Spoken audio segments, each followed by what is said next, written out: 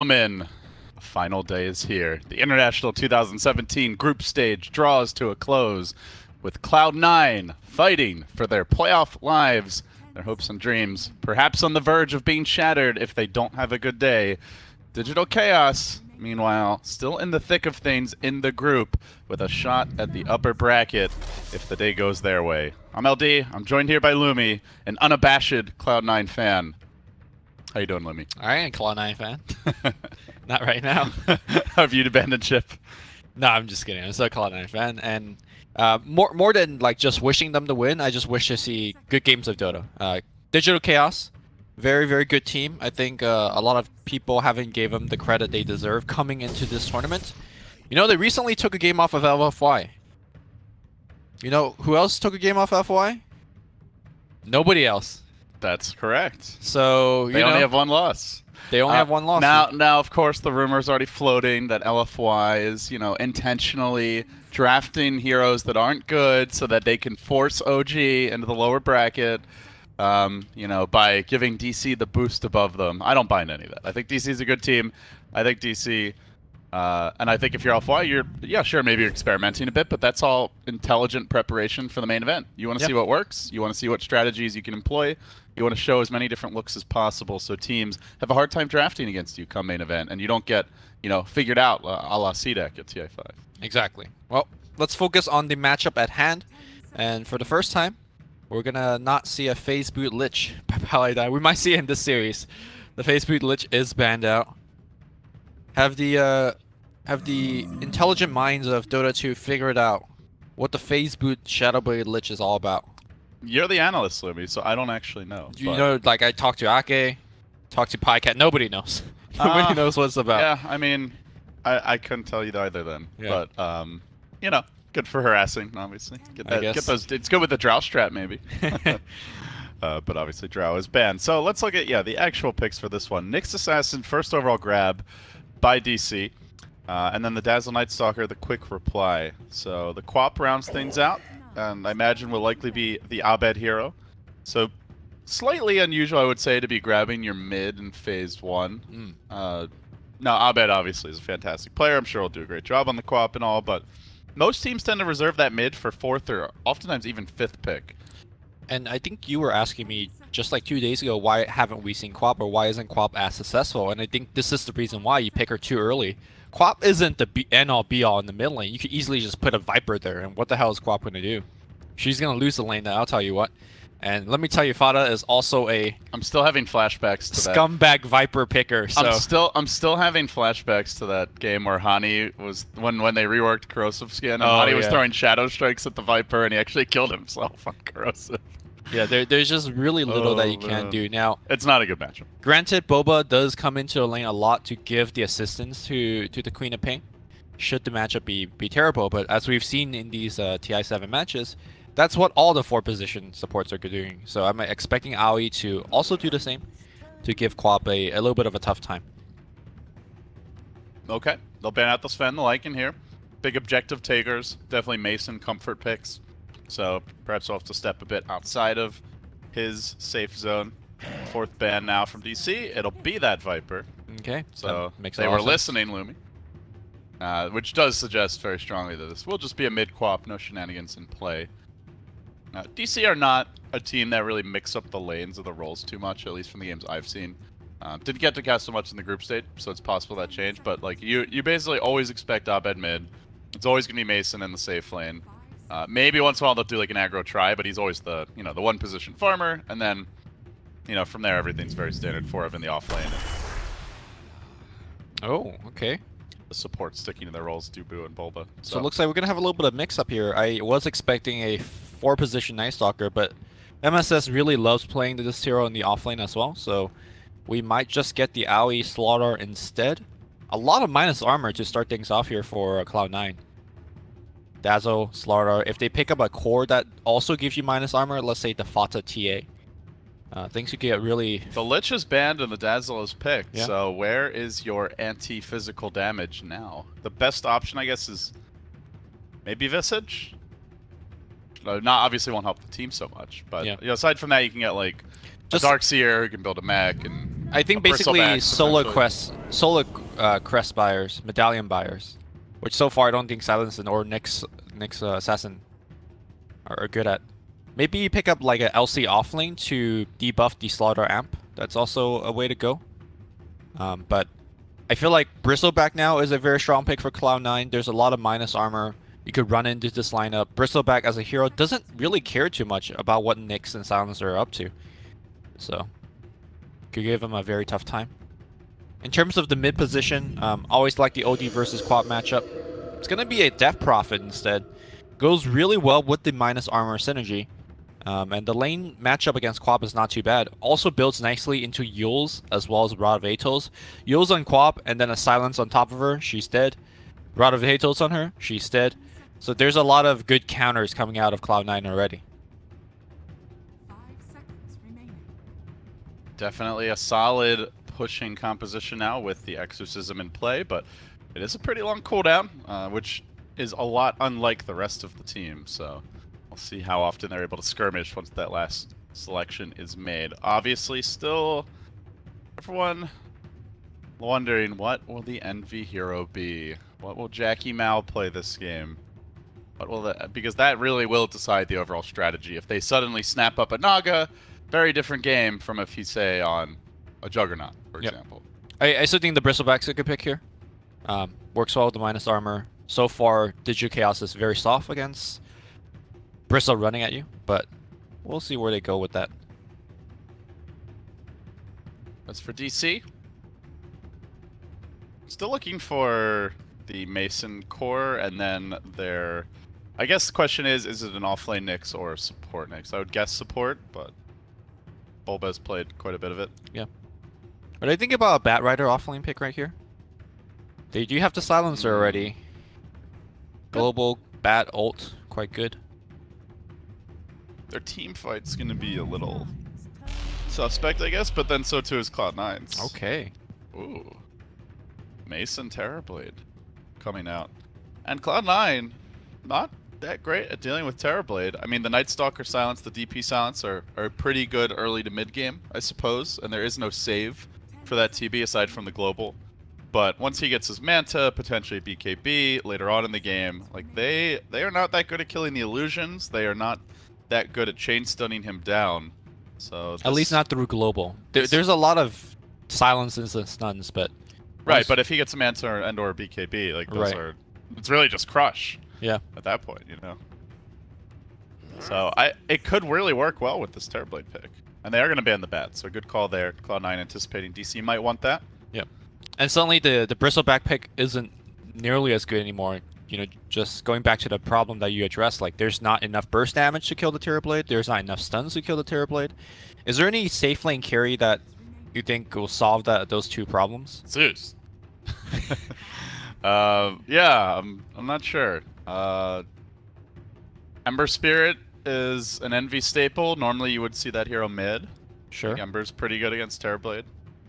Maybe the Faceless Void? Void's okay. Yeah, it makes them so awkward though, right? Because they have these two heroes that just can't fight regularly, Void and DP, and then 3 that really want to be skirmishing constantly. Night Stalker, Slaughter, Dazzle, so... Yeah. I'm not sure how I feel about the synergy there. Obviously DP and Void as a duo are good. I mean, I just don't see any other good options to deal with the Terrorblade. DC also... DC's going to take out the Phantom Lancer. Honestly, Phantom Lancer has been a fairly popular pick amongst the carries here at TI7, but I don't think it's a good pick here. It just does nothing against Terrorblade. But... yeah, PL wouldn't have offered all that much. It maybe more fits into Cloud9 wanting to play their own game. You know, rather than drafting a TB counter, it's like Night Stalker, Slaughter, PL running at you all the time. What's the Silencer going to do about that? So, in that sense, I do like it. DC will snag the Mirana, and now the question of roles does come into play. Is that a support Mirana or a support Nyx? Oh, here we go!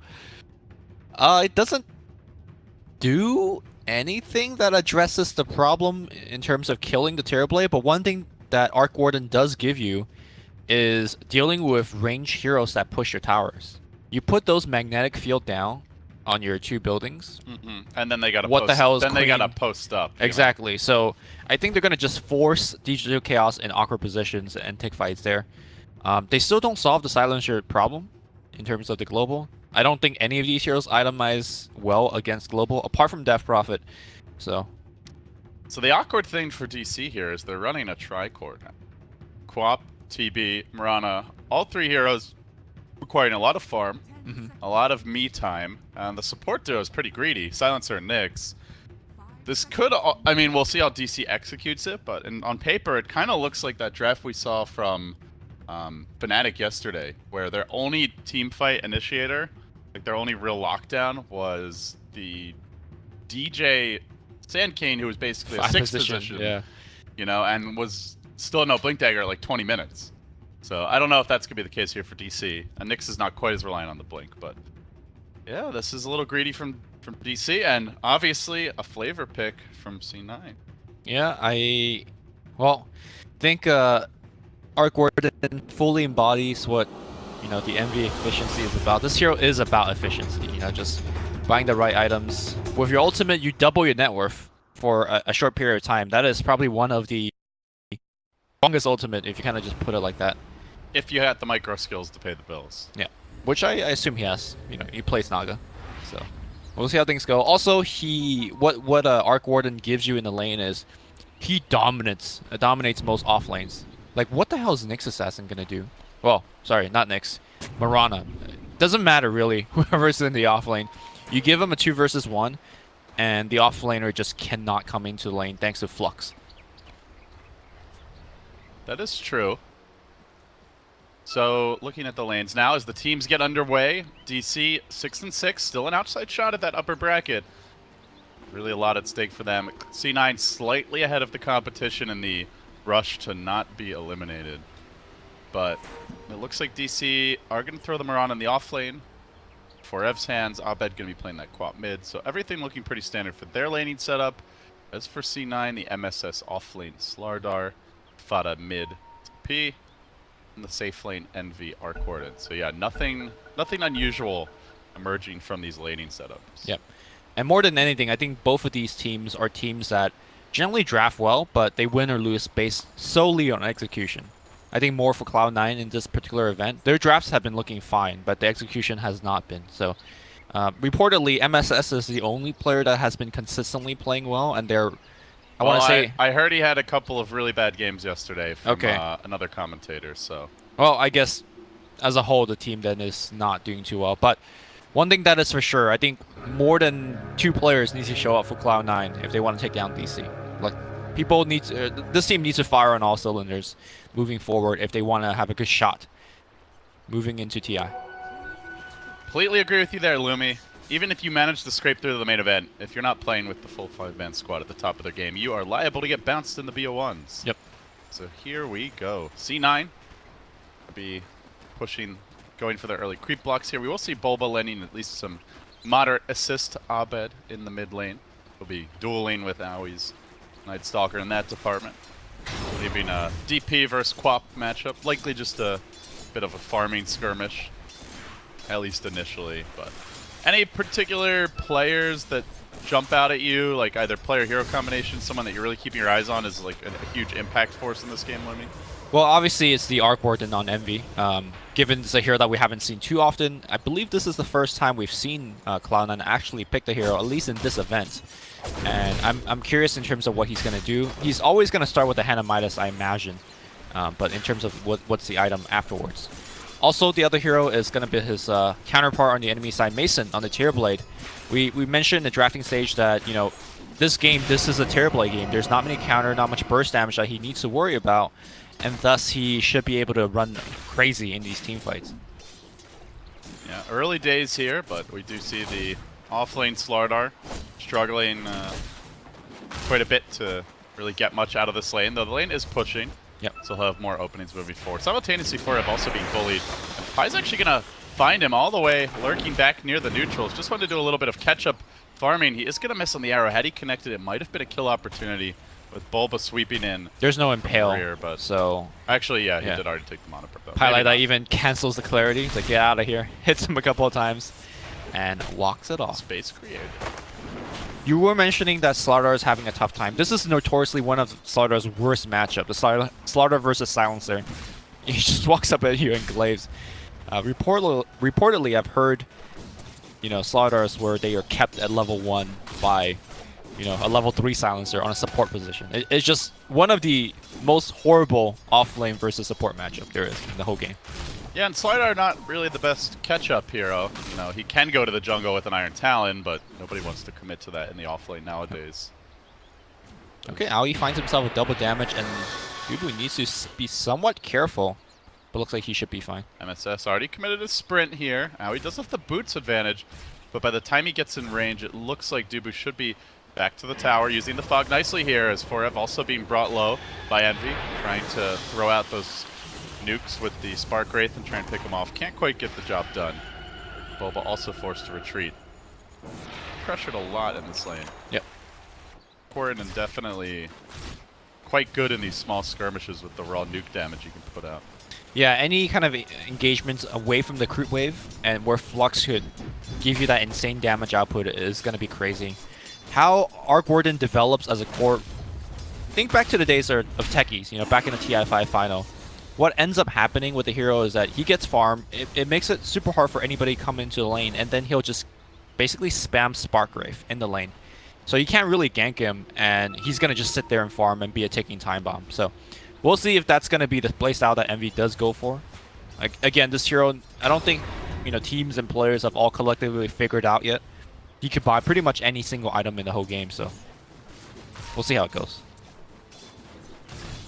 Early days here, but all the farm looking relatively even from position to position. The one that's struggling a little bit more than you would hope for is this off-lane Mirana. Only 6 CS.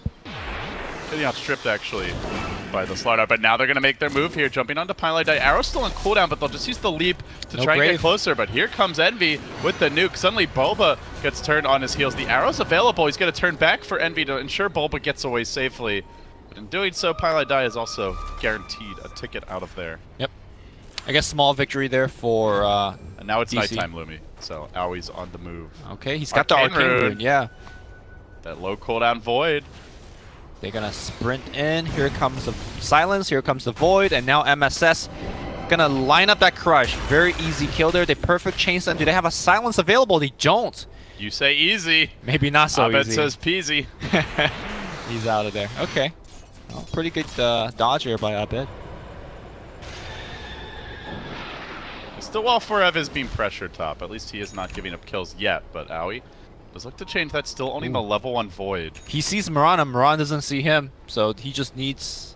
Is this the right build? Like the one early point in Silence? Normally we just see most Night Stalker players get the 2 points in Void. It's because he's trying to gank things like Mirana as well as Quap, right? Like, if you don't get that point of Silence, you're not going to get the kill. He's going to make that Arcane Rune doing so much work, lowering the cooldown and allowing him to fire off so many different spells.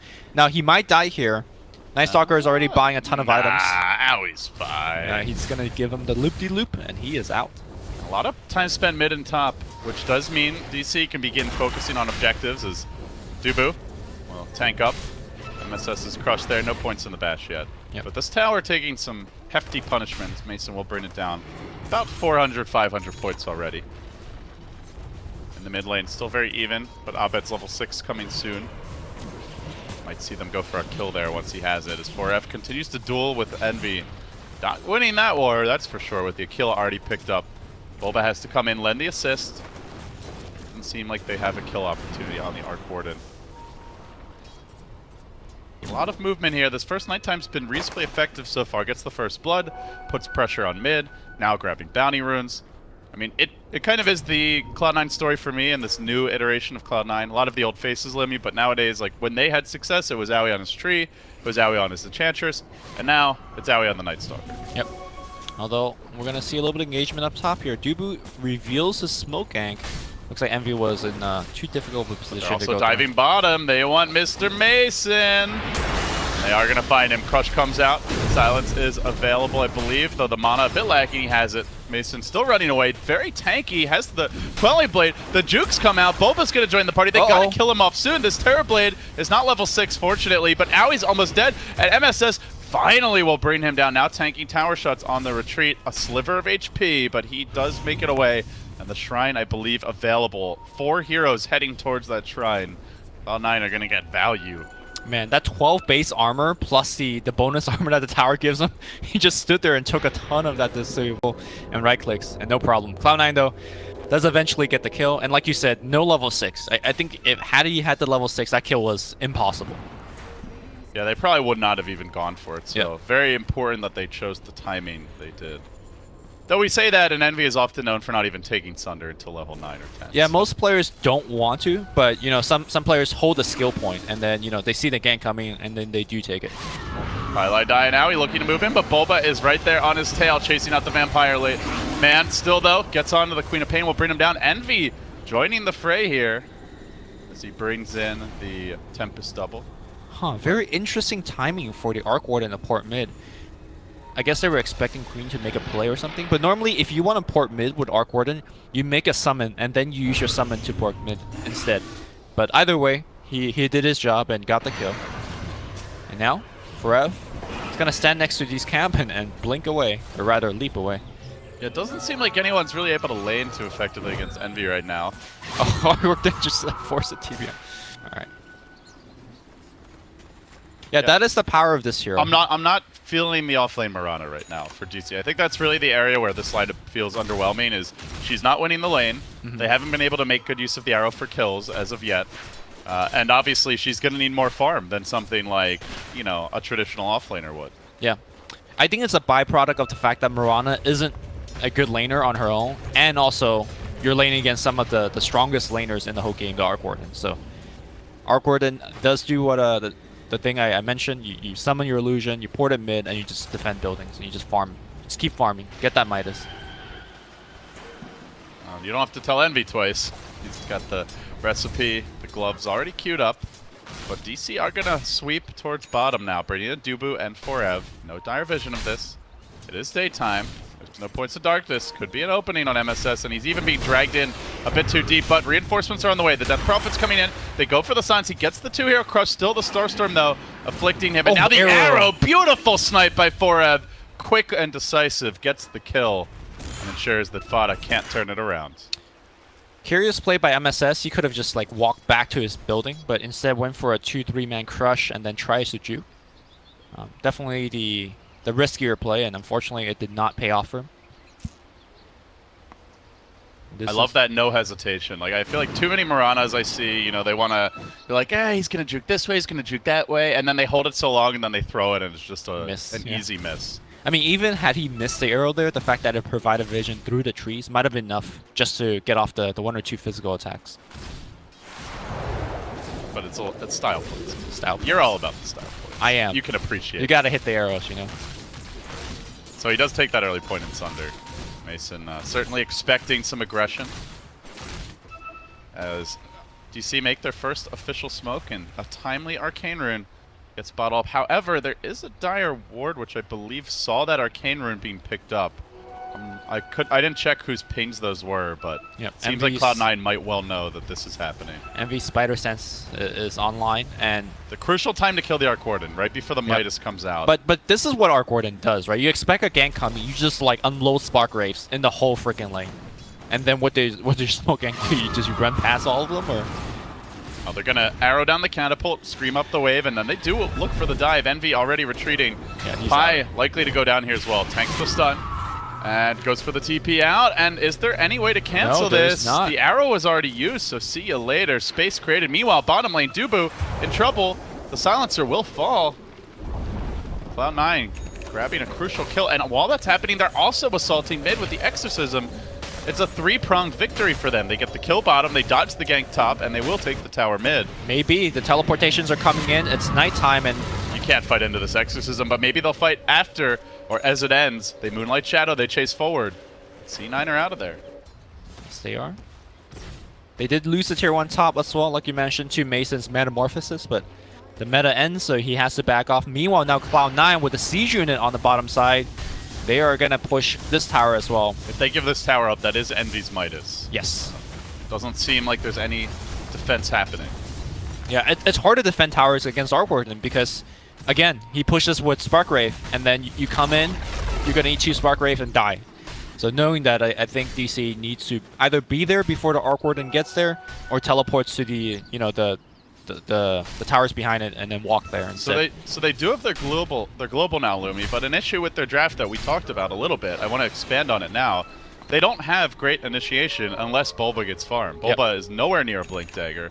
Meanwhile, for Cloud9, they have the vision advantage of the Night Stalker, as well as just the Arc Warden map control with Spark Wraith. Then you also have the Slardar Blink already complete because they devoted their offlane to a proper initiator. Obviously, Moonlight Shadow's okay, but it ain't no Blink Dagger on a Slardar, so Cloud9 are going to look to take advantage of that as they cluster up bottom. The Blink reveal is coming. I mean, that's why Cloud9 banned the Bat Rider as the last phase, right? Like, I think there are other substitutes for the Bat Rider. Think of things like Centaur, think of things like Clockwork.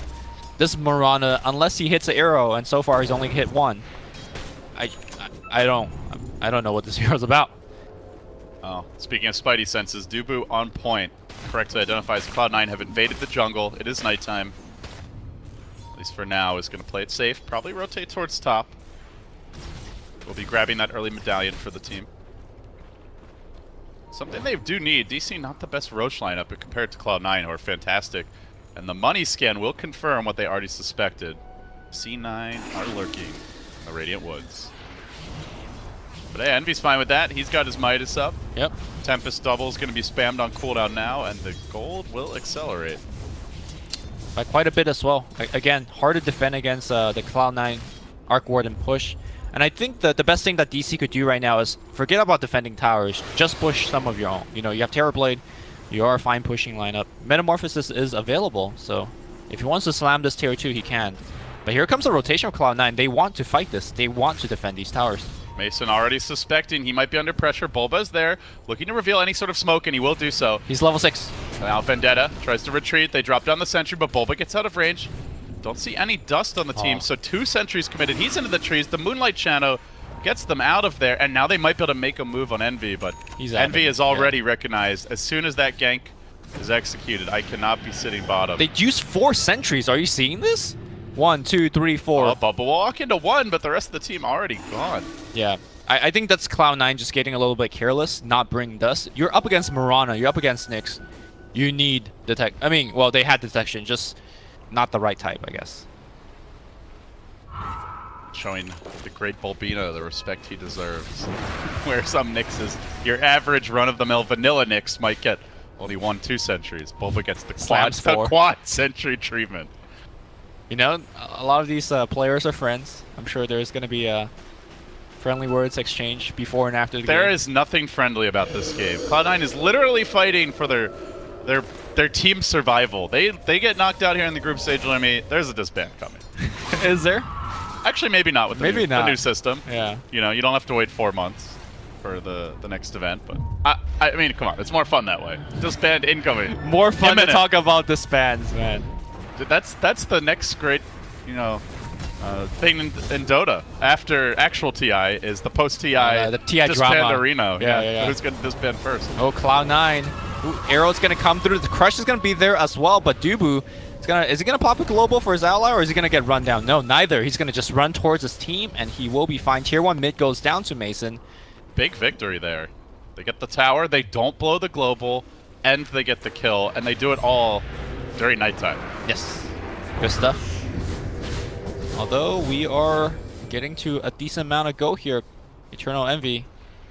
How do you feel? I haven't actually seen too much Terrorblade lately. Is the Mask of Madness the standard build nowadays? It seems like Mask of Madness is just the standard build on any like right-click carry, essentially. Yeah, and you know, honestly, he's one of those heroes that will get suffer less for the minus armor because his armor is so high. But you're up against Slardar and Dazzle. I mean, every piece of armor counts, right? I guess, and that goes to the fact that it also silences you, so you can't sunder. But you know, Mason's gonna choose to use it in a point where he's not getting chain stun, right? Does this necessitate like an earlier BKB pickup or something? I think Manta will be fine, right? Manta. Yeah, and he's gonna get Manta anyway. So it's just such a good farming item. Value. Yeah. 2 E's. Wrong team. Wrong team. But he's in the game. His aura pervades all.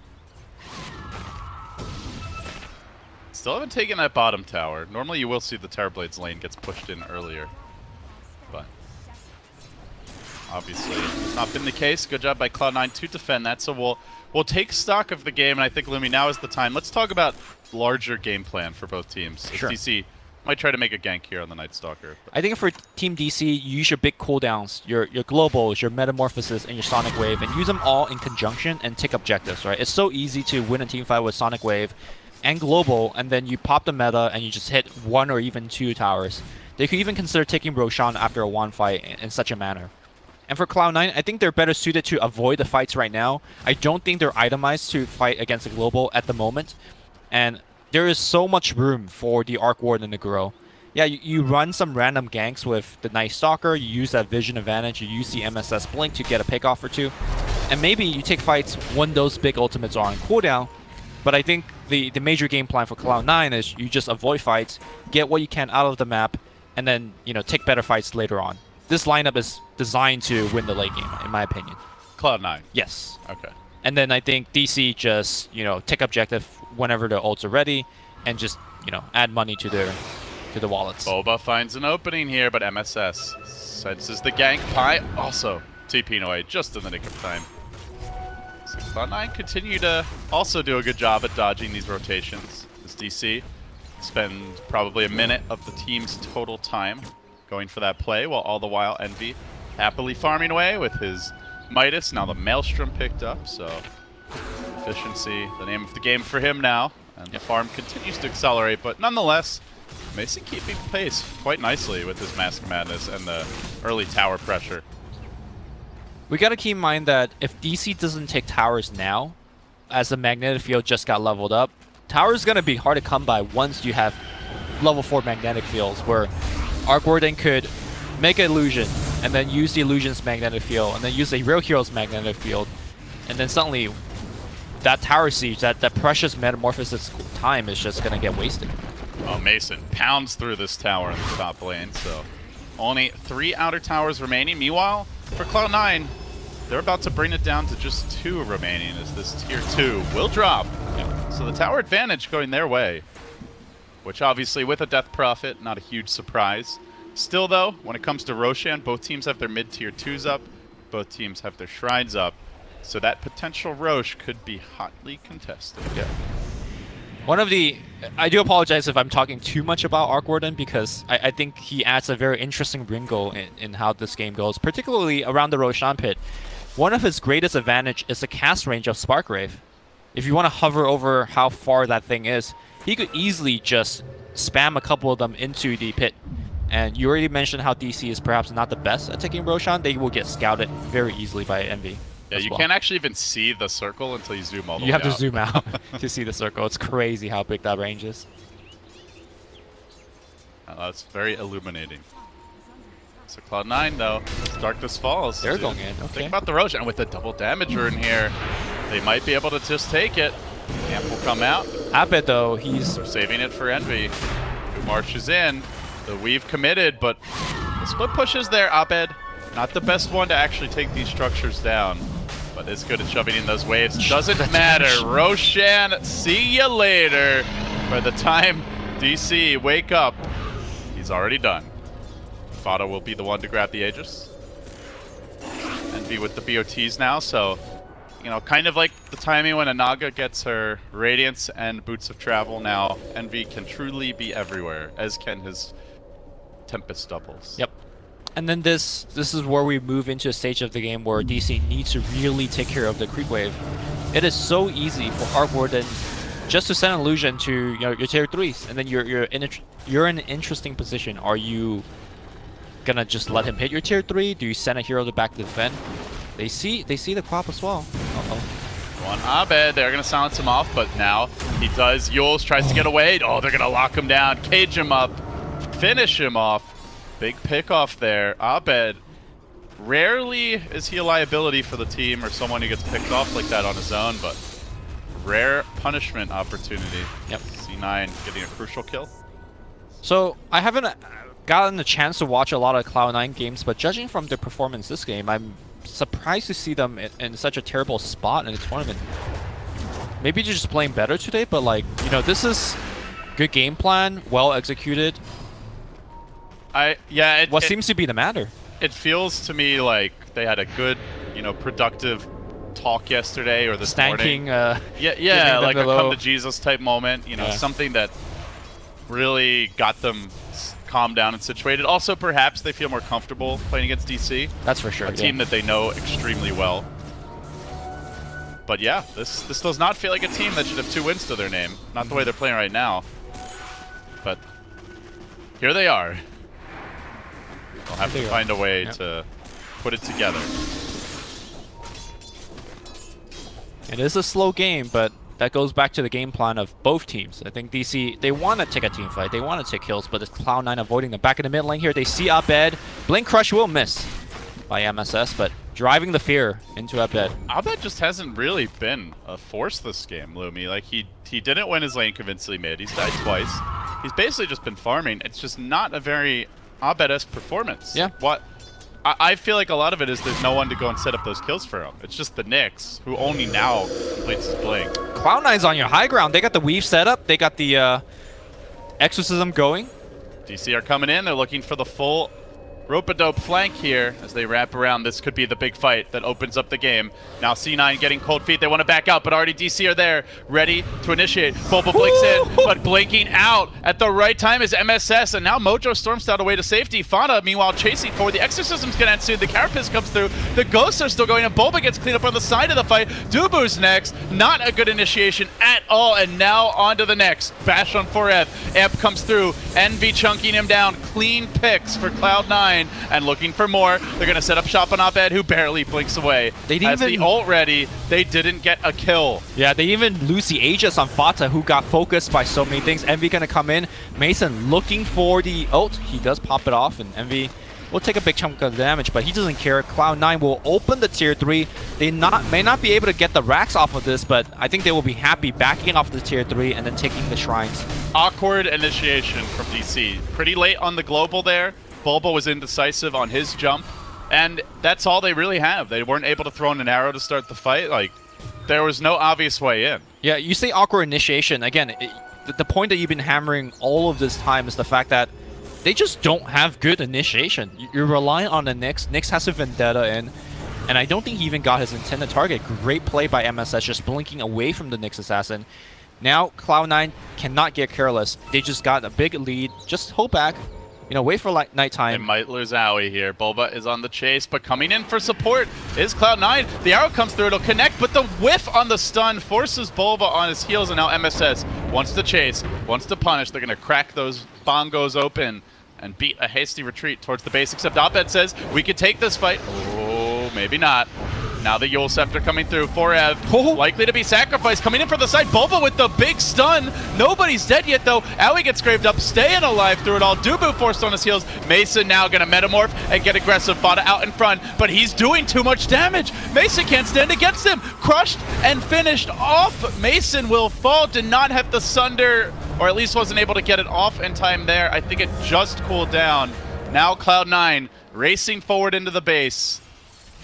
C9 continues somehow to scrap out these fights.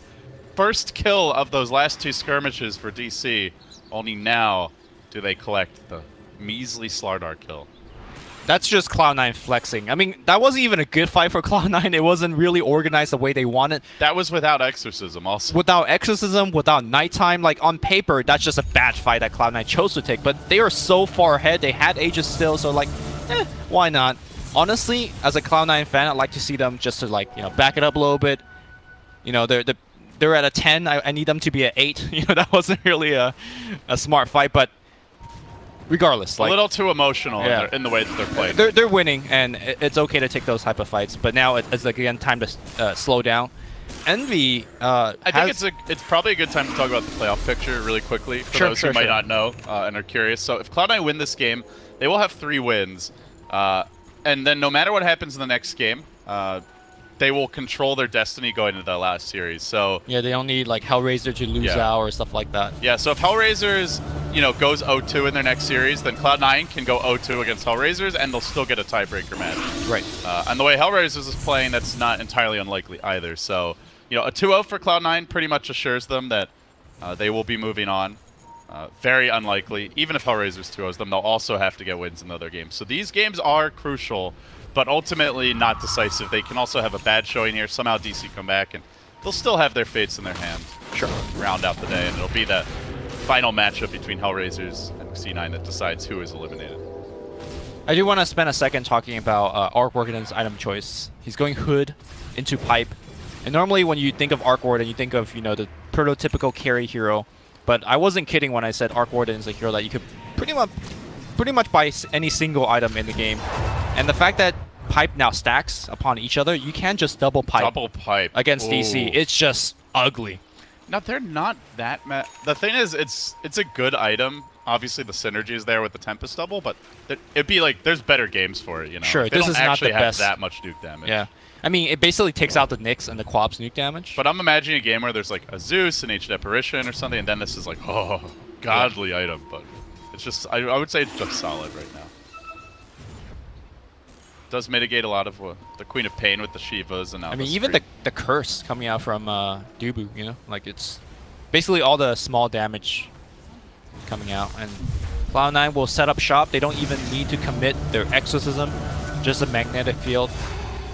Envy is gonna start, you know, spamming Spark Rays everywhere, and it just makes initiation. Look at this push, like just makes it so obnoxious to fight like into C9. Once they get, it's kind of like when a shaman gets to a tower and he just drops the wards. You know, the Veno sets up. Like once they kind of get momentum on the push, they're so entrenched, and it's really annoying to fight into it. Cloud9 will begin removing the shrine. They could wait for the next Roche if they want. I mean, you're a Night Stalker, you got the vision advantage, and the onus is really up to Digital Chaos to make something happen. Moonlight Shadow. DC, meanwhile, really needed a win here. They want to finish this day with 3, ideally 4 wins. Then they'd be at 9 or 10 and have a decent shot at upper bracket, but here comes the big fight. Boba starts it up. Quap bolt's there. Global comes through. Good connection from the team as well. Now they're looking for this follow-up kill in the Death Prophet. Can they burst him down? They will. 3 have fallen. DC, that's the fight that they need. A timely global with a big Bulba stun with Abed over the top for the damage. That's how they're going to come back. Yeah, quickly Cloud9 pings out. They are standing under a high ground ward. There's no way Boba would blink in like that blind and hit a 2-man impale. And you were mentioning, this is the, really for Digital Chaos is initiating the fights. They've got one and now they just go, go, go. Tier 1, Tier 2, and suddenly Cloud9, who was fairly ahead, now is facing some great pressure. DC not out of it yet. They're working on the Tier 2 bottom. The Tier 2 mid still standing. But map control will be forfeited after this blunder. Roche is up. Not something that DC are really in position to take at the moment, but already the TP's come back.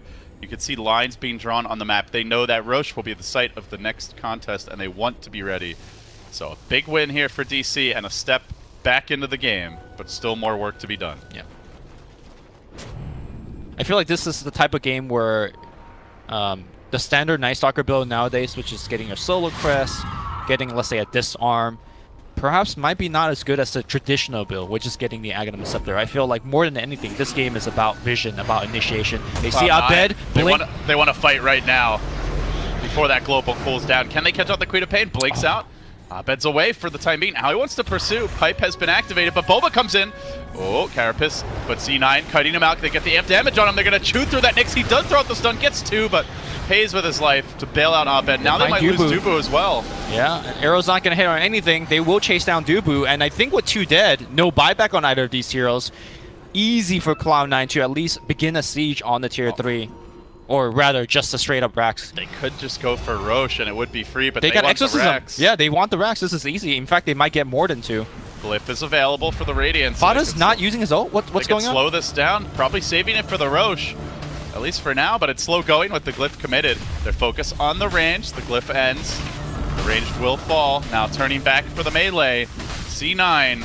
Critical damage done to the structures of DC. They are clumping very hard for that Nyx Impale. Gotta watch out for that in the future. And Global is also up. They still want to go back and fight. Right in the base. C9. Relax. There's a Roche to be claimed. Alright, they're gonna run mid. Hoping for a wayward soul to just overextend. Yeah.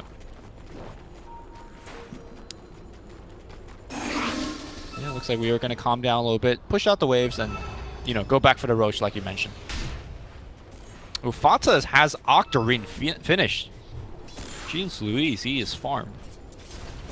I thought for sure he's going to finish that Shiva's guard, given how important armor is against Terrorblade, but he hasn't really done much, so can't argue against that. I think DC are correct to identify now. If they give up the Roche after losing that one lane, they're probably losing their second, and then comeback becomes... Well, we've seen 2 Mega Creep comebacks this tournament. I don't think this lineup is really the best to do it. Needs to pop that darkness. Abed walks in. They have a sentry on him. They know he's coming in. They just scouted him. And just look at the shop that Envy has set up. Spark Wraith inside the pit, so no Roshan sneaks. They have Spark Wraiths absolutely everywhere in the area that they care about controlling. And then they're going to just wait. They can wait for nighttime. And now Envy sends an illusion mid. What do you do as DC? Do you poke into Roche? Do you defend against this Envy illusion? Or do you sit back and do nothing? None of these are winning choices.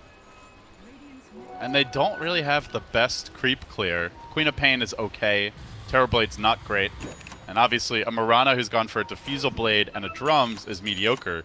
And the Silencer doesn't bring much to the table. So nobody's really good at shoving out these lanes, which is, when you're down a lane of Brax, generally an essential component of the comeback so that you can make those forays outside the base without it being too obvious. Instead, bottom lane being shoved in. There's just a single TB illusion to try and deal with this. Cloud9 are fine to just sit back and wait. Yeah. But DC, the specter of a Roshan, haunts them. They just can't give it up for free. Cloud9 might be slightly afraid right now. They don't have eyes on Roche, whether it's being done or not. And, you know, bot's pushing in, so they know something sneaky is going on. Abed shows himself bottom, so Cloud9 breathes a sign of relief. And, again, the same game plan for Cloud9. Wait for nighttime, get Aegis, close out the game. C9 hanging back, but as you said, always vigilant. Forever keeping eyes on that pit. DC still sticking around. They send Abed now to push out bottom. Does have about 3,000 gold. I guess while we have a moment, Lumi, any items that you see DC could pick up which might change this game? I think I'd like to see some sort of Maelstrom coming out from the Mirana. You talked about needing some sort of D-push. He's working towards BKB, and that is important. I guess it just comes down to what kind of... How do they think they could win the game? Whether it's by taking it to almost fight. Caught out here. Dust cracks through on the run. The Void connects, but still, if they chase him too far, they could get punished. The Diffusal Blade now, and they set up for the stun. It only hits on the Night Stalker, but they focused on Owie. They will finish him off. While that was happening, Mason came in for the side with a double damage. He also brought down the Dazzle, the DD of Dreams for DC as they look for Fada 2. They pound him through, and they get the kill. 3 fall, Exorcism blown. A critical blunder by C9, and now they want the 4th. The Blake forward from Abed, sensing blood in the water, but he doesn't have the vision just yet. The gem is coming from the rear. Forev actually back at the base. Can they take this Roshan time? The double damage is up. About a quarter of the duration remains. It might just be enough. Look how fast Mason is bringing this Roche down. Unless he gets chain bashed, they might be able to take it, but Envy's there to the rescue with the Tempest double, looking to prevent this. That is Roshan an illusion. Zoning out 4 heroes by himself inside the Roshan pit. I guess they're afraid of a Slaughter coming in with the crush and making things a little bit ugly, but... So now if you're Cloud9, you know Global's down, you know Quapult is down, you know Metamorph's been committed. But you also don't have Exorcism. But yourself. you don't have Exorcism. You'd really just want to go Roche, but I don't know if you can. Well, I mean, honestly, did you see the way that they pushed that bottom racks without Exorcism? I think with double Magnetic Field, they could probably just take it down with the Corrosive Haze, right, from Slaughter. It's more that if a fight does break out, then you don't have Exorcism to take the fight. So Cloud9 gotta think about, you know, the risks versus benefits. Do you just go in without Exorcism should a fight break out, or seems like that is the choice that they make? MOBA though, lurking. Dire scan reveals on the high ground, Dubu. Do they want to go in? He's busy doing a bit of dewarding. MSS getting cold feet. And time is being bought for both squads. Fada 50 seconds off his ult, but the Global's going to be ready sooner. There'll actually be a window here because he never completed that Octarine. He ended up going into a Shiva's first. Wanted the plus armor versus the Terrorblade. But that means a long time to wait if that Exorcism is committed erroneously. You know, one of the items that I think Envy could have considered getting, maybe instead of the double pipe that, you know, looks a little bit sweet, but like you said, perhaps not the best game for it, it's perhaps Necrobook. You know, like, there's Mirana on the other side, there's a Nyx Assassin. That used to be the old, like, basically get Midas, you go straight Necro 3 with POTs. Like, that used to be the old you can't... ideal Arc Warden build before the Rapier cheese was discovered and patched out eventually. You still can't do the Necrobook cheese. The cheese is that, you know, every time you summon in a new Tempest double, they would have Necro on cooldown. Like, then you just have Necro every 30 seconds or whatever. But still, you basically just don't even think about it like that. Think about you just have 2 sets of Necrobooks at you know, whenever you need. And that's just huge against this kind of lineup. It is a lot of gold you're potentially feeding. It's about the pipe, right? The enemy team, though. The same goal as the pipe. No, but I'm saying you're feeding a lot to the enemy team, potentially. I mean, then it makes it easier for Pi and an Aoi to not buy wards like what they're doing right now. Boba does catch out Aoi here, gets off that initial stun, but do they have the follow-up? Would have liked to see an arrow there, but 4F had already thrown it out elsewhere. Not available for the chain stun. So the delicate dance around the pit continues, but C9 back to the safe confines of their high grounds. Will wait. I'm still somewhat surprised that they lost a previous team fight that led to DC poking into the Roche. DD Rune on Terrorblade was huge there. Yeah. I guess MSS was unable to get off a good initiate because it was nighttime. It was Aoi in the front giving them all the vision. But somehow DC got the better jump, which I just found surprising. You look at the 2 drafts, and certainly you would expect Cloud9 should have vision supremacy with Night Stalker, with amp damage, and even, you know, with the Arc Warden, the Spark Race. Like, they should have the map control edge, for sure. But it just hasn't really been the case. They also did get Aoi's gem. I don't know if we touched on that. Okay. So I'm not sure if Cloud9 have thought about buying a new one, or if they even can right now, but that will help mitigate what should be a vision edge for them. Not seeing anything right now. So Envy's next item. He's gonna go Butterfly. Thoughts on that? No counter in sight, right? Like, he's got the pipe. He's got, in fact, the double pipe, so a lot of the magic damage gets mitigated. Physical damage is going to be an issue as well. Mason nowhere near any type of, like, True Strike or stuff like that, so... yeah, good item choice. Abed closing in on the fabled level 25 for the Queen of Pain. Creeps continue to march in. They're trying to bait this. DC acting like the Queen of Pain is just there farming, but C9, again, scared. They're the team with the most to lose here. DC, an upper bracket berth would be sweet, but they know they're going to the main event. Cloud9, even that is not a certain thing. Yep. So you can just feel it in their play right now. They've lost a few fights. They're barely ahead. They're very tentative. And they're reluctant to commit. You know, instead of the Butterfly that Envy is working on, I wonder if some sort of utility item would be better. Think of something like Orchid into Bloodthorn, or even just a Hex. I mean, you can make an argument that Orchid will get dispelled by things like Mantisal, Yule Scepter on the Queen of Pain, but you got 2 of them, right? Because you got 2 heroes. Or even better, just Hex. You know, you can't Mant out of it, you can't Yules out of it. They're not building a Lotus Orb either. So. Exactly, so I just feel like you could get a lot of mileage out of those kind of utility items, but... Oh! Big kick, big pick, but no one there to follow it up. We haven't seen those arrow connections mount to much this game. Back in the day, Mirana's hitting big arrows would often like open up the game, but DC will finally make their move, marching down mid, but as they hit those sentries, they are revealed. Well, they feel strong enough to actually push. We're going to see what Arc Warden could do on the defense.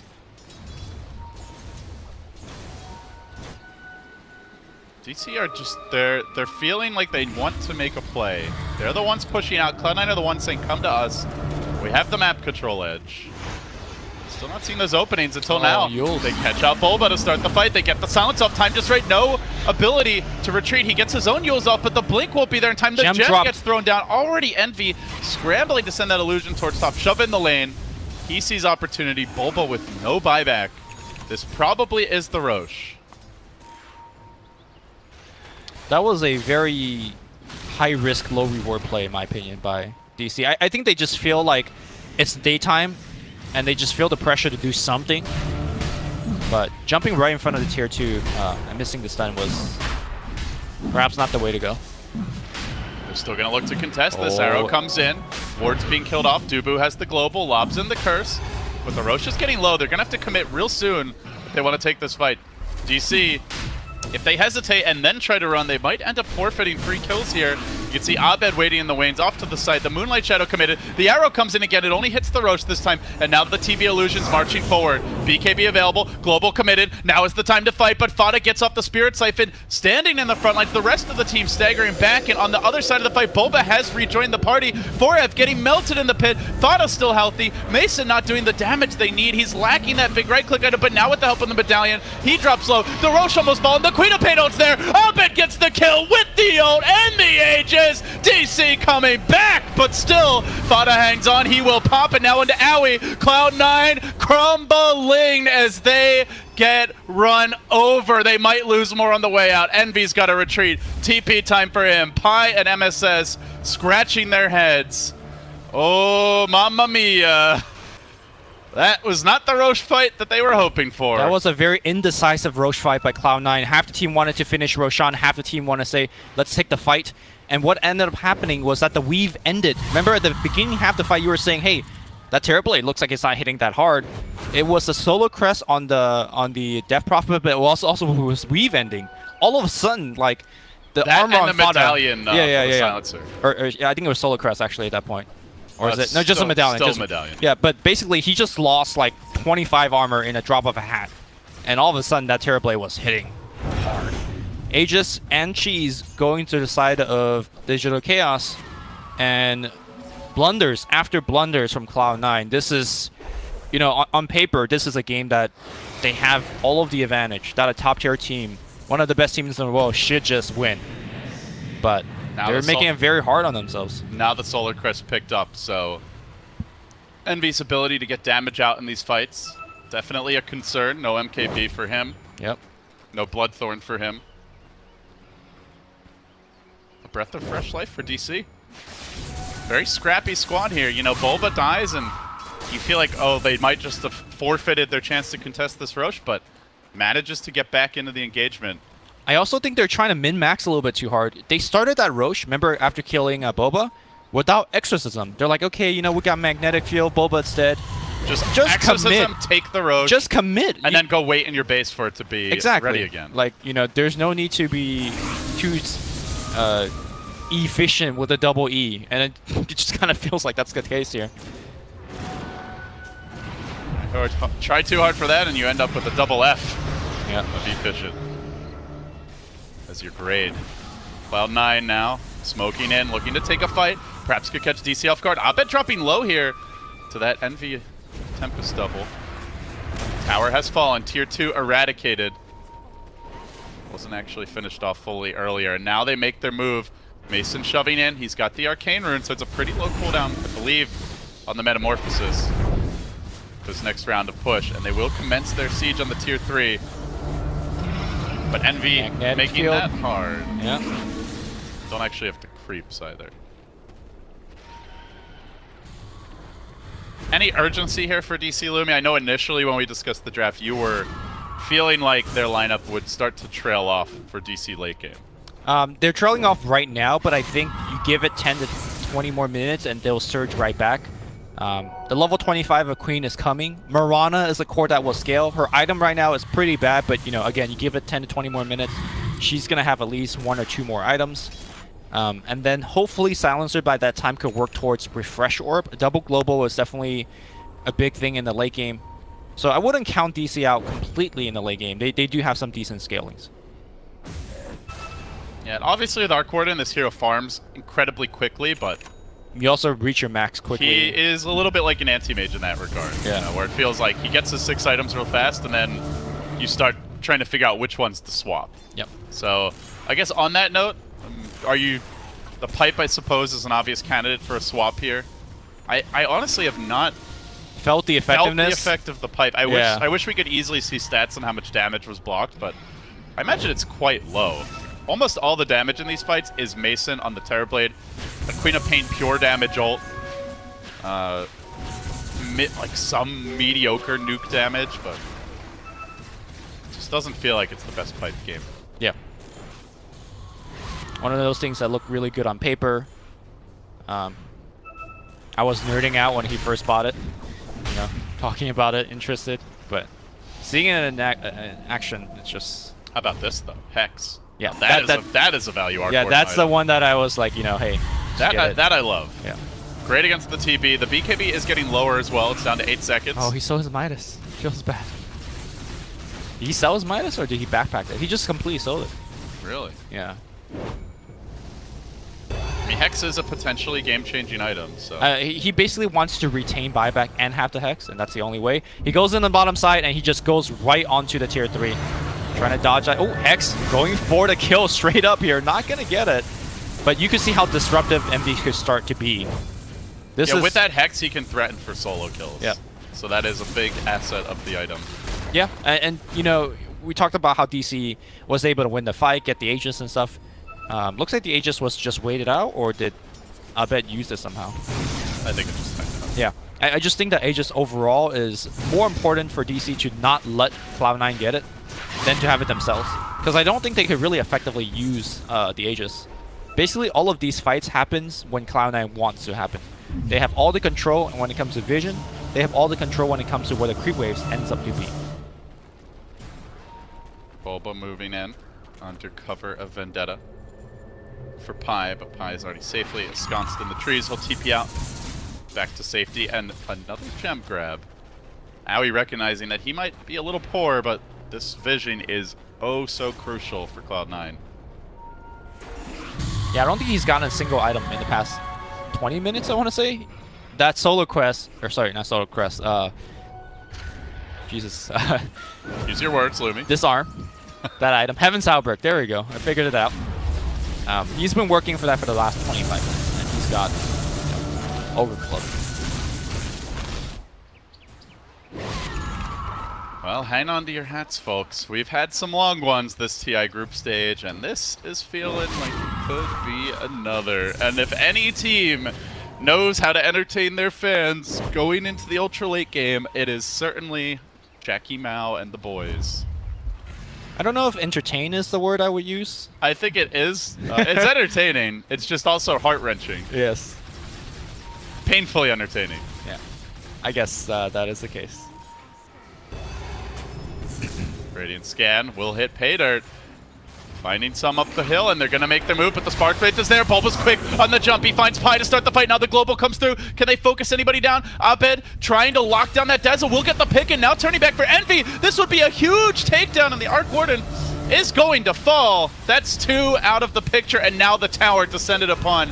Envy will have the buyback. He needs the buyback right now. 80 seconds on the sidelines. He has no choice, but he does it without a Dazzle. Just like this, Cloud9, all of a sudden, Terror Blades in your base. Big bad Mason getting to work, and the arrow comes through, connects on Fata. Do they want to commit? They want objectives. They want to keep their eyes focused on the big picture here, but the Hex comes through. Can they burst Mason down? Sunder's still at the ready. BKB still available. Abed into the front. He gets up the quad bolt. He takes up as best he can. Now they all step up to the party. They want to deal with that Envy illusion, but now with the BKB expended, the Metamorph trailing low, they may have to back away.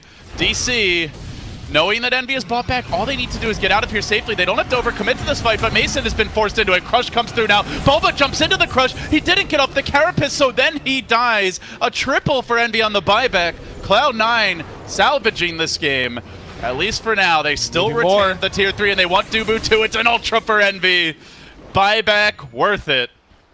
Now, buybacks are available on 3 of those 4 DC heroes, but they will not have a global. They will not have a Metamorph for about a minute. Yeah, I think Cloud9 is going to force those buybacks and might even think about taking a fight. They also have Exorcism available. Octarine Core is available on the Death Prophet, so I think they could actually press the issue, and I think they could actually win the fight on the high ground. Here comes Cloud9. So the question, Lumi, does Terrorblade buy back, or do you just give up the second lane? I think you give up the second lane because the buyback doesn't do anything. He might have to buy back here, though, as his Queen of Pain gets initiated on. The Hex is doing so much. Cannot best survive. He eats the cheese after Hex. Fata now getting focused. Fata activating the BKB. He has a Grave on him. He's looking to TP out. Any stuns available? No. Fata makes it out. Looks like they will lose Pi, but they got the tier 3. Claimed, but no racks yet, and Pi, as you mentioned, caught out.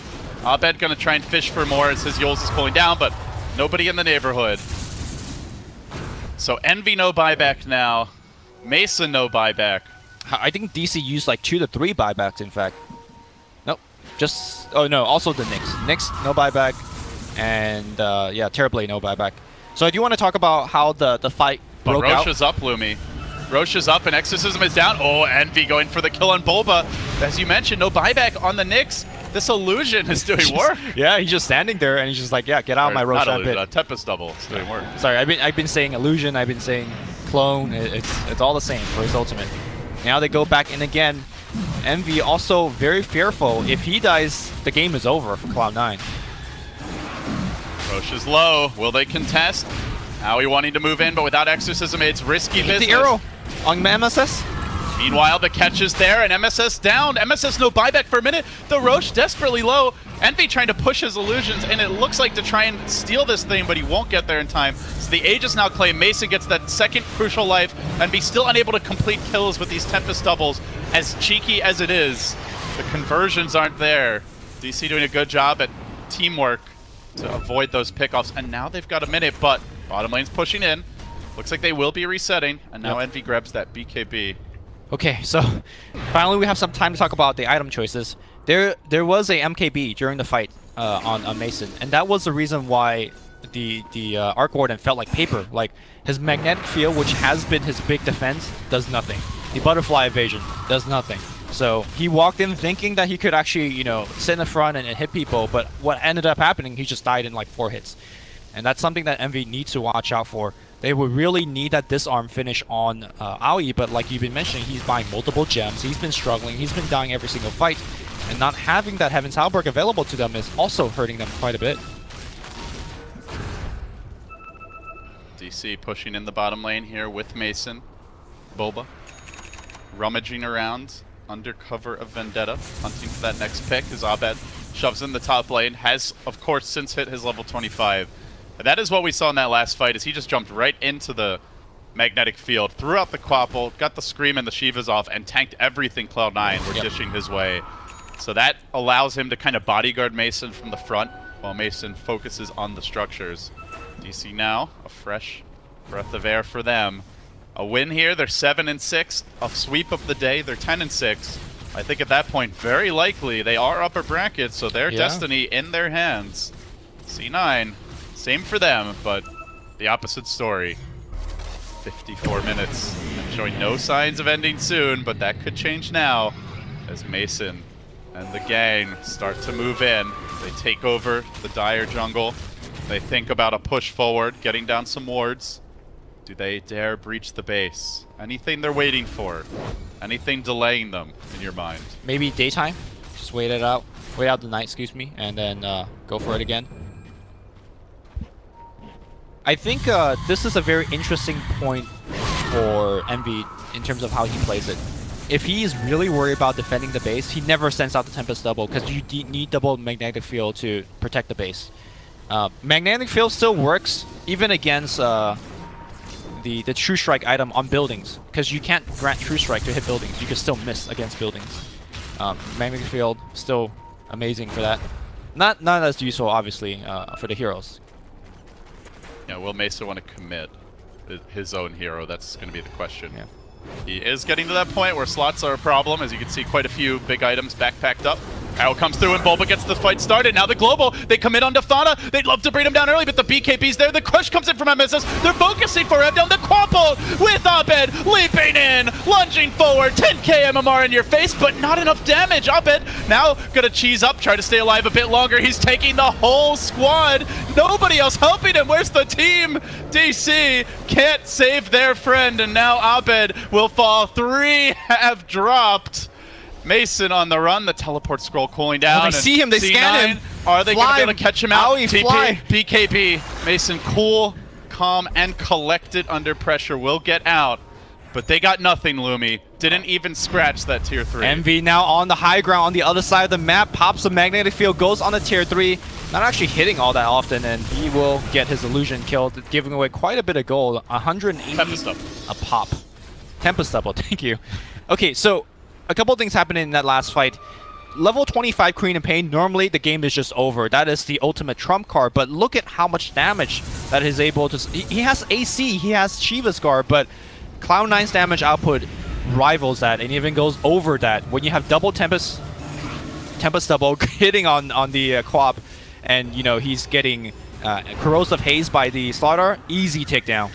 Envy getting the Double stunned up here, but space created. Manta dodge attempted as Mason looks to juke out MSS, and now Abed lunging in with the buyback. He's going to commit forward. He expects his team to follow his call. Mason also making the move, but they don't have anybody really locking heroes down during this time. And while that was happening, the rest of the squad was dealing with the Tempest double, which almost killed off the tier 3. So they force out the Abed buyback. They get away safely. They have Exorcism up now. Global is going to be ready soon. We're basically at a full reset, except buybacks are lacking. Only the Death Prophet buyback ready. The Arc Warden cooling down soon. Yeah. Not too far over the horizon as well will be the Terrorblade Extra Life, who now says, screw it, man, buys that Hurricane Pike. And I am feeling that, Lumi. Like, Mason just is not there with Abed in these fights. The mobility's lacking. Sometimes Metamorph on cooldown. Maybe even the late game refresher is something he'll have to think about. It's hard for him to get in because he doesn't have Blink right now. Double force stab on Envy takes down the tier 3. Oh, this is the old Speed Gaming strats coming back here on the big stage. Flashback of MLG Columbus, I believe it was. Just yes, sir. Quad force stab on the clinks. Yeah. The blinks. Oh man, they were cheesing it even harder back then. They did it with the Chen too. It was send back and then force stab forward to get off like 3 hits on a building. Oh, delicious cheese. Unhealable damage. Yeah, that's the goal. It seems like armor is the name of the game. Both teams just getting these big armor items. AC, Shiva's guard. I like this choice for Mesa. I mentioned refresher. He has changed up his quick buy here. This is honestly one of the best late game Terrorblade items. The double BKB, the double Metamorph. I mean, Sunder is kind of hard to execute, but in theory, the double Sunder. Do you think he's going to take the Sunder cooldown at 25? I don't know, actually. This feels like that type of game, right? Because I don't think Cloud9 has any burst damage to kill that quickly. They do have the double Hexes, though. That might make... Crush is such a low cooldown, though. That's the only, like... Yeah. I feel like so many times you'll just be crushed at the wrong time or bashed, and then you don't get off the Sunder, and you feel real bad. I mean, is 15 stat that big of a deal at this point, you think? It feels like a drop in the bucket, given how the game's going. Yeah, the Sunder is like the higher playmaking potential for sure. That's the... Like, that is the much higher ceiling. I think the stats just have the safer option. The higher floor. Yeah. You know, like, guaranteed to be useful. Sure. So, it's going to come down to preference. Top lane, Illusions coming in again. Envy just doling out. Tempest doubles. Alright, moving forward, disclaimer, when I say Illusion on Envy, it's Tempest double. It doesn't have Mantis out, or Illusion Roots. It's okay. Obviously, the important difference is that these things hit the buildings very hard. And they give 180 gold when they die. But Envy's fine feeding that gold away, as long as he's getting his too. There comes a point where the supports will be happy to collect those last hits, you know, get some extra items. On the Tempest doubles? They be running away. Yeah. I don't know if they collect anything. No, they follow Mason around farming them to get back in the game. Mason has to just like right-click as hard as he can to kill it as fast as he can. He's also worried. Cloud9 on the smoke now, making their push forward, tiptoeing towards the DC base. Bottom lane shoved in, but DC looks to contest. Mason confidently strutting around in front. He's got one illusion by his side. C9. Get nervous, back away. Slow and steady. Really a game that could go either way as we hit the 1 hour mark. Still a long time to go if we want to be the longest game at this here TI. But with the amount at stake, I don't expect a GG until the throne is actually about to die. It seems too hard to have a really long game with these two lineups, because anytime a single team wins the team fight, the buildings are just dropping like flies. Both teams have so much physical damage. Except they're both so halting and like passive that they're letting buybacks cool down, they're letting heroes farm the buybacks, they're letting the next Roche respawn, so like, definitely true that buildings will melt, but that's only if those carries don't instantly get back into play. DC in a very good spot to backstab, but Weave is just set up. Envy's walking into him. Envy, his main hero, committed out in front, but they actually get the jump here. Where's the counter initiation coming through? The silencer global, he hasn't got it up yet. He's silenced, he does at the final moment. At the buzzer, he manages to connect with the global, but Envy pushes himself away to the high ground. Mason being kited out a bit here. Envy ports to the base. Oh, Envy's out of the fight, and now the two heroes done. He's raxing. He's raxing. Envy going for the rat, but while it's happening, his team is getting absolutely buried. Rage Rex survives. Now the chase is on. The Hex comes through. Envy with the micro. And now looking for the retreat. A critical piece of damage he's trying to done, hide. but he's got no TP. Oh, he's DC, hiding. They don't do see him. The know? one tree, They the one have no tree. clue. They even scam, but they scam the trees. Okay. Envy, 50-50. Wait, hold on. He's not out yet. Shiva's guard. They find him. He pushes okay, up. okay. He's inside again. Oh, now Boba knows. They ping him Boba out. knows. They He's know. got the set. How you doing, Jackie? How you doing, Jackie? Oh, my God. Envy. But they get the racks. Down for 2 minutes. They got the racks though. They got the racks. All right, refresher orb is finished. So they forfeited 3 heroes and possibly an Arc Warden probably an Arc Warden buyback for Rex. I think that was the ultimate right play. Like, they got the initiation on the silencer. They were dumping damage into him, but they still got off the global. I think at that point, Cloud9 and Envy recognizes that they weren't going to win that team fight in the long run. And so he made the next best choice. They might even buy back with this Arc Warden and either go for Megas or like the GG. The top lane is exposed. Obviously, Arc Warden can get there quick, fast, in a hurry. Yeah. At the same time, DC might just base race it if that happens. And with a Terror Blade, it's possible they can even win that. I think the most important thing that DC needs to do right now is to get that top wave pushed out. If they don't, easy buyback and the rat happens. Trying to play the hero, dragging a conga line of creeps away. They're going back though, but they also need to force the Envy buyback. And they know the importance of this. Envy needs to buyback right here, yeah. Terrorblade has his own, and the crush comes through right as the Manta's committed. Arrow over the top, not going to hit Envy though, and now the chase is on Mason, trying to get off that Sunder. He will do so. That forces them on their heels already. The TP into the base, Envy's at your door, working on the range. They've got to deal with them. BKB committed from the Tempest double. The range is down, the rat continues. Oh, the melee is also getting chugged here. They don't have a big, heavy hitter to bring this thing down. Finally, Bulba puts a stop to the shenanigans. But what is the game plan for this? You have to put either Mason or a bed next to that Rex. That's your only play, but that's not a winning play because you're not getting outside the base. Mason has Refresher now with 5k gold, so he's got buyback. I think you consider, like, maybe try to get the Roche for the extra life for your other teammates, and you consider just an all-in base race scenario. But do you think you could get all of that done before you lose that last Rex? I think at that point you're going straight throw it. Okay. With the double Metamorph, the multiple Sunders in one fight, but it's tough, right? Well, you gotta go now then, right? Like, every second in this game is crucial because Envy is gonna just keep sending illusions. It's hard for any single one hero from Digital Chaos to actually defend against this because I think he just kills you. Like, that Tempest double just does so much damage at this point on.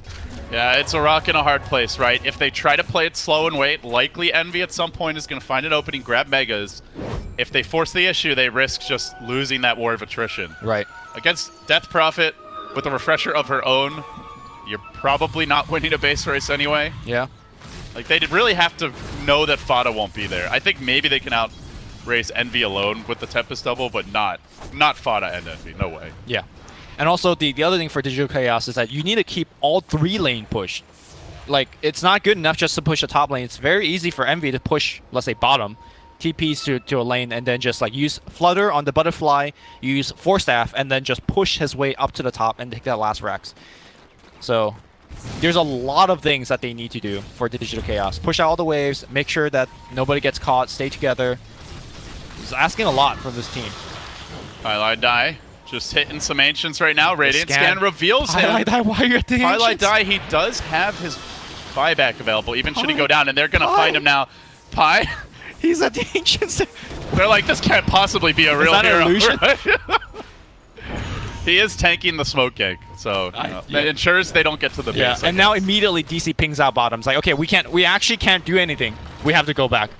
It was so DC's like, there's no way this is a real hero, right? Like, why is like no one would be there? Highlight Die would. I guess they had both Moonlight Shadow and Smoke on, so they're like, okay, our smoke broke. It ensures they don't like get to your base and ambush you in the base. Yeah. As most likely DC are going to clear that area before they would go. So perhaps intended functionality, but very clowny in its appearance at any rate. They are Cloud9 after all, Luke. This is probably the most important item, I think, for DC moving forward, BOTs. Yep. BOTs and items that can push waves. Your Maelstroms, Mjolnirs. I don't really know what else they could get. Maybe like a Nyx Eggs. Man, Forev really need a Maelstrom. Like, I keep saying, oh, you know, in 20 minutes Mirana will scale, but I don't know. Has he really scaled? still wonder about the effectiveness of this The Mirana. Mirana does not feel useful. Yeah. I guess it's forced them to buy a couple of Like the gems. Moonlight Shadow's nice, you know, like It's arrows, okay. lead I is don't fine. think that could be an entirely different hero. I mean, I guess. Like imagine if they had a Centaur or something, you know, like Right. Or I don't know, an Axe or Legion Commander. The Batrider that got banned. Batrider for sure would have been better, but they'll do the best they can with what they have. I mean, how much of it to you is the item build from Forev? Like, he went for the drums, Diffusal. Do you think, in retrospect, obviously they, you know, maybe it doesn't go this long if he goes too greedy, but should he have gone for like at least one farming item? I think so. Again, easy to say in hindsight, but it's DC were the ones that. Sorry, Cloud9 was the one that's actively trying to drag out the game, as we have a Hex going on a Mason, and he takes about half his HP. But yeah, I think he could have probably fitted a. He'd be like 2 items up by now. Exactly, and you know the waves gets pushed out much easier and stuff like that. In fact, I think Forev is going BOT2s. I think his job now is to just sit in home and defend without a Maelstrom and port back in. Well, he is going to get that farm, you know, slowly but surely, so. Not over yet for DC. Still the same stakes in play as a lot of you have just started tuning in. DC, if they sweep the day, will be 10-6, almost assured, I think, with that, a winner bracket berth going into TI. Cloud9 need just at least 1 or 2 games to have a good, realistic shot at not being eliminated. So, yep, tons at stake for both teams. They see the Mirana. Do they want to jump on him? MSS does have that Shadow Blade on cooldown. It seems like MV is just adamantly not leaving the base at this point on. He doesn't have the buyback available for 2 more minutes, so he's going to sit in base and wait out for it. Obviously, Tempest Doubles will be constantly streaming out of the base, so he's kind of there in spirit, I suppose. Here comes the BOT2 plays as Envy also has a fresh pair of his own, and they're going to make their move. Crushing out Forev, locking him down, finishing him off. No buyback. That is the problem. Probably their least important hero in a team fight, but he is dead, and that means nobody to push in those lanes. Vada sits in the front. He's the tanky hero by far. Abed blinks in, hits a tier 3. He really wants those tier 3s but to at Magnetic least feels. get the map control, but he's silenced up. Controlled for now. Is the BKB ready? Mason is going to help usher C9 away. But still, this tower simply won't die. They get the Hex off of Mason. Bulba's there with the counterplay, gets off the stun. BKB committed. Now the global forward. He's going to dive deep onto Envy. Wants that Arc Warden, drives him back to the well, but doesn't actually get the kill. And now the Mirana buyback. All hell breaks loose. Abed standing his ground, poking with auto tech. Still has the Aegis. They're going to commit here for the Rex, and nobody is actually pushing him bottom. If Cloud9 don't get kills, they've just given up a free lane. Melee's down. Tier 3's down. Shrines are now exposed, but Abed's in deep. Can he make it out? 10k MMR. Now being put to the test. The Hex is there. No escaping this. Abed down.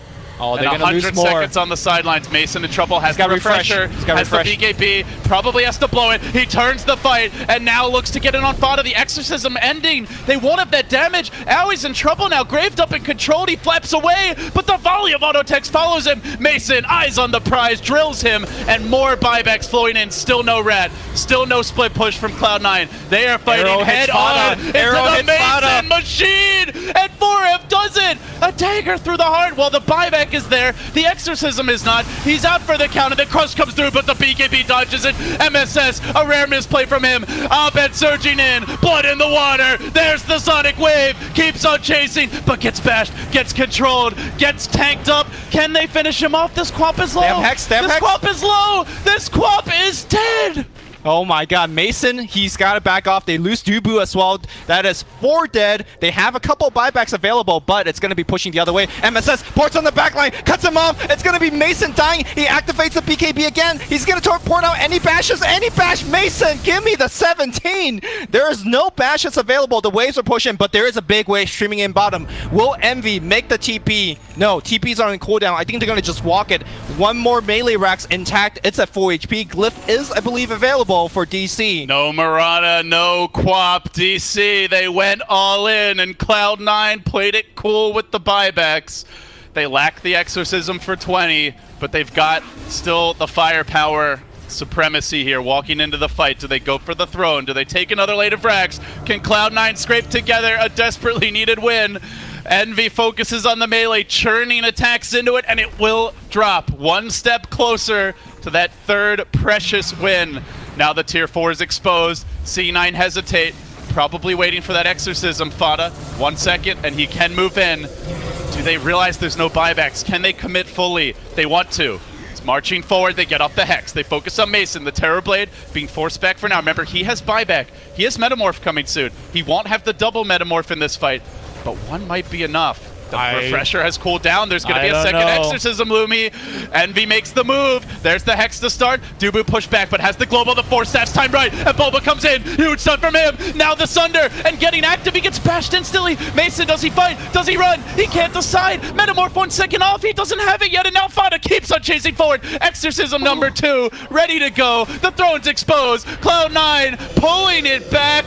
Saving themselves from themselves, it seems, as the throne drops low. It's DC against the world. The army of creeps march in, and the throne will fall. Salvaged, saved, dodged. Oh, C9, they were way too close to losing this game, but they pull it out. C9 wins, Lumi smiles. But Lumi smiles while also having heart palpitations. Oh my god, that game. Just the decision making towards the end. Mason just making the heroic plays, but unfortunately the odds were stacked against him. Abed going in, I don't want to say too hard, but at the same time, that's the play he needed to do.